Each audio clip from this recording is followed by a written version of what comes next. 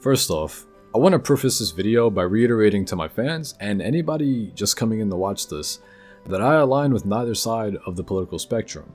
Therefore, I have no political bias. Furthermore, it's up to you, the viewer, to come to your own conclusion as to who you want to give your vote to run this country. That has nothing to do with me. Also, I just want to say, Cardi is extremely street smart, however, books are a valuable resource. And on the other side of things, Candace Owens is a coon. Candace Owens, that rotten bitch. She's the worst. I can't think of a worse way to make money. She's the most articulate idiot I've ever seen in my fucking life. She's so articulate, she can tell you how fucking stupid she is precisely. And now that that's all said and done, let's just jump into it. A few weeks ago, presidential candidate Joe Biden, or as Cardi likes to call him. Hi, Biden, how are you? I get that she was probably just nervous, but I swear she was about to say Bernie. But hey, wait a second. Is it possible she doesn't follow politics? The name's Joe. Well, hello there, Joe. Sat down with the creator of WAP, America's recent national anthem, to discuss political matters such as, social issues plaguing society, yada yada, things like... The love of my life, the life of my love. She's a fan of yours. Hi, how are you? This is Ashley. Good, how you doing? You know the I'm nickname good, she Joe. gave her father when she was growing up? She'd call me Joey B. So Yeah. we may be related or something. I understand about kids. The most important thing in the world. They come first. Yes, definitely. Always. My kid come first, period. Keep it that way. And I've loved kids jumping on my lap. Dude's totally not weird at all. After this conversation, everyone's favorite lovemaker, Benny over here, It gets really vulgar. But I will admit that when I first saw the lyrics to this song, my first concern, as a sympathetic and empathetic human being, my first concern is that these women are describing a serious gynecological condition. These women are suffering from some sort of serious, a bucket and a mop? This sounds like there's something that is going on here that is not biologically normal. And by the way, the song is so unsexy that it frankly sounds like somebody describing what amounts to a serious condition that requires the care of a doctor. So, fortunately, I know a doctor, who is my wife, obviously. She had a few sort of indicators here on how she could diagnose the vaginal condition that apparently these women are suffering from. sat down with Candace to get her take on how she views social inequality. How much do you think that racism is actually an obstacle to Black Americans living today? Not in 1960 when Jim Crow, not in 1860 when slavery was a thing, but today in 2020 America. It's not at all an obstacle to Black Americans today. It is just, there is no systemic racism, there is no law, there is nothing that says that I can't do something as a Black person that you can do. So it's completely false. What we're really talking about is the fact that people want to absolve themselves of personal responsibility. And we're being helped. If there's anything that's systemic in America today, it's white guilt. And that's the biggest problem that we have in America today is white guilt. It's been institutionalized, it's been politicized, politicians, white people feeling bad for themselves, and therefore allowing people, allowing Black people and white people alike, Antifa, Black Lives Matter, to run around and act like toddlers.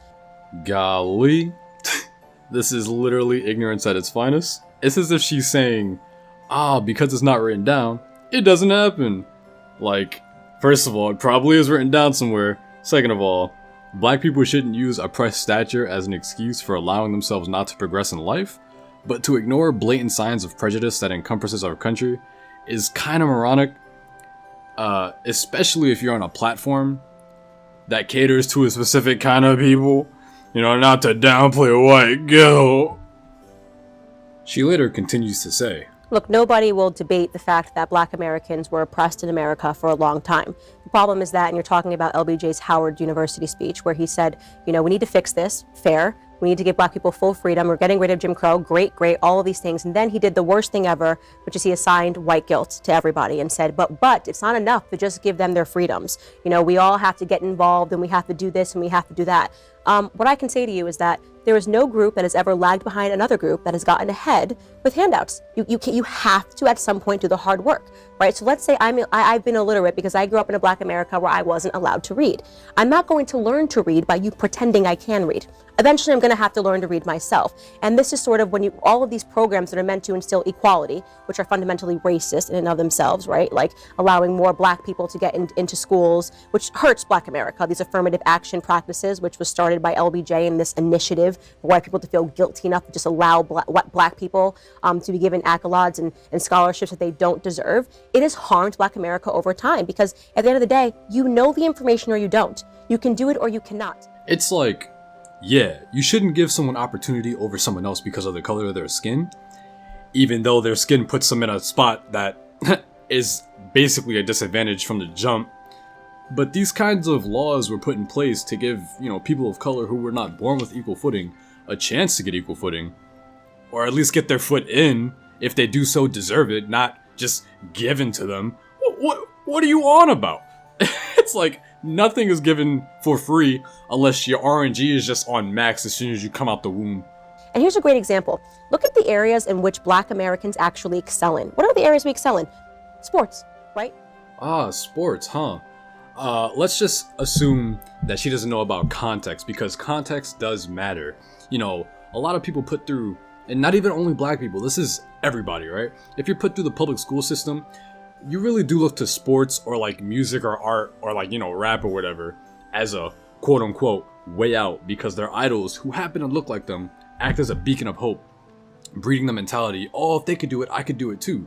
It's unfortunate, but this is kind of an effect of the garbage school system not properly preparing kids for the real world and instead focusing heavily on, statewide curriculum and nothing more than that. Which honestly, these things should be common knowledge. But I've been watching this video for about just 10 minutes trying to get some context on what she's been talking about. But I could only take so much of this commentary, bro. So I'm gonna just get to the meat and potatoes of why you clicked on this video. Justin Bieber, I am sorry, I know you're a Christian man, I don't even want to put you in the same boat as Cardi B. You look at Cardi B's Instagram, you see she has millions of followers, and you think, okay, this is an illiterate person, and if I appeal to this illiterate person and she does, like she literally did in the middle of this interview, and they think she's cool, she's hip just by sitting here and taking this interview, Black people will vote for me. It's basically saying, Black people, you are stupid, you are dumb, and you're so foolish. I mean, do you think, what if she just said in the middle of the interview, Joe Biden, can you name one Cardi B album? No, Joe Biden, do me a favor. Just one Cardi B lyric. He couldn't do it. Of course he's not, because he's being handled and they're saying Black people like this person. This is what they're into. And so here you go, talk to her. Same thing with Hillary Clinton when she went on the Breakfast Club and she said she had hot sauce in her bag, right? She didn't know what Beyonce's song that came from. One of her handlers said, say this, right? Probably got the questions ahead of time. Say this. Say you keep hot sauce in your bag. Right now, Beyonce's song is trending and it's hot sauce in my bag swag. And she looked like a fish out of water and said it. It is demeaning. It is pandering. It is ridiculous, okay? And she asked pointedly ridiculous questions. I want lower taxes, but I want universal health care for all. She had no idea what she was doing, and yet both Bernie Sanders and Joe Biden made the time to sit with her because they believe Black people are stupid. And Black people that thought, yay, that's a win. No, it's not a win. It shows you that they still believe that you are so stupid that they couldn't find many of the amazing intellectual Black people that we have in the world to sit down with and ask them tough questions. They kind of just collectively blast Cardi.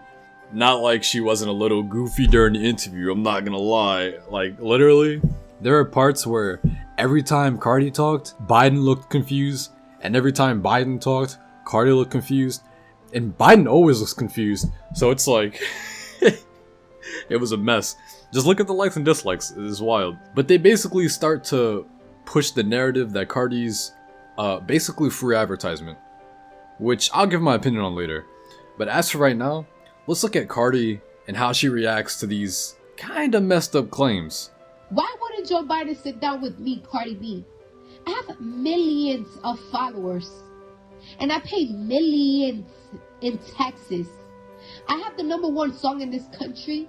I got the #1 song in fucking the United Kingdom. I have the #1 song in Australia. I got the #1 song in New Zealand. I'm heard all around the world. So just like I can make people pop their pussy and have a good time and make them feel like a bad bitch, I could also encourage millions of followers to go vote.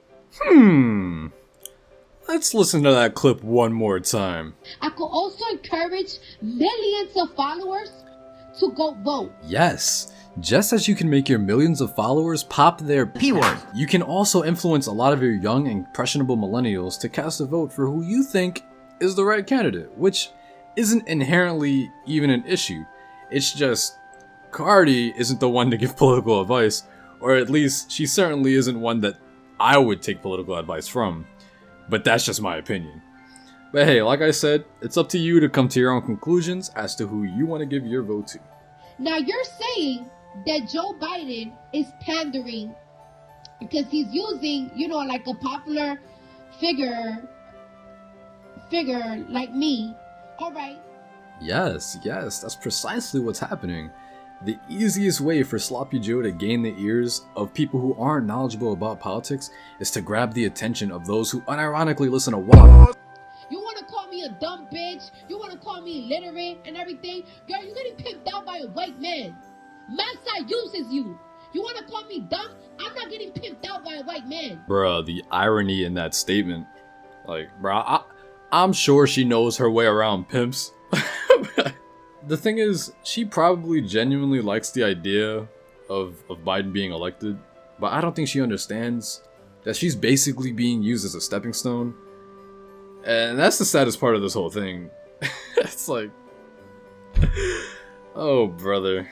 So I guess to end this off, I guess I should, show the response. First off, I'm saying it's funny because it's just ridiculous to me that you even take anything that I said as offensive when I'm telling you the truth. And I think if anything, you're only upset because people are telling you on Twitter that you got dragged, because you did get dragged, because you aren't educated when it comes to politics. That's first things first. I was not, I'm sure Ben Shapiro was not, we were not meaning to attack you. We're just simply telling the truth, which is the fact that Joe Biden did not spend the whole year in his basement to come up because he's a big Cardi B fan and sit down with you. He thinks you're an idiot. And, I just am encouraging you to stop proving him right when you say ridiculous things. It's sad, like, when I think the name Candace Owens, I genuinely see... Are your friends and family on board with your support of Trump? Oh, I love everybody, but I'm the only one that looks presentable enough to come. But everybody. What do you mean? I mean that I represent a people that doesn't look presentable enough to show up here at Brookwood Mall here in Homewood. Well, I guess I've been trained all my life because, like I said, I'm from Slave City, Selma. It's the last slave tribe of Judah. I'm 42 years old, and I know my slave master. Not many people can say that. Mr. T.H. Willis, may he rest in peace. Not all slave masters are bad. It is what it is. Take that as you will. But at the end of the day, she kind of had a point.